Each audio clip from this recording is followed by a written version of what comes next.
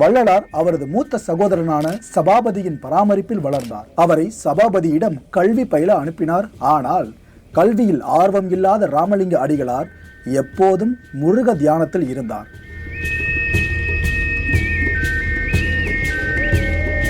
கந்தக்கோட்ட முருகன் கோயிலுக்கு காஞ்சிபுரம் மகா வித்துவான் சபாபதி சென்றார். அங்கு ராமலிங்க சுவாமிகள் முருகன் சன்னதியில் ஒருமையுடன் நினது திருமலரடி நினைக்கின்ற உத்தமர்தம் உறவு வேண்டும், உள்ளொன்று வைத்து புறம் ஒன்று பேசுவார் உறவு களவாமை வேண்டும் என ராமலிங்க சுவாமிகள் இந்த பாடலை மனமுருக பாடிக்கொண்டிருந்தார். அதை கேட்ட சபாபதி அந்த பாடலை கேட்டு மெய்மறந்து ஆனந்த கண்ணீர் வடித்தார். பின் வள்ளலாரின் அண்ணனிடம், உனது தம்பி ஒரு தெய்வ பிறவி, அவருக்கு சாதாரண உலகில் கல்வியே தேவையில்லை, இனி அவருக்கு தன்னால் கற்பிக்க முடியாது என்று சொன்னார்.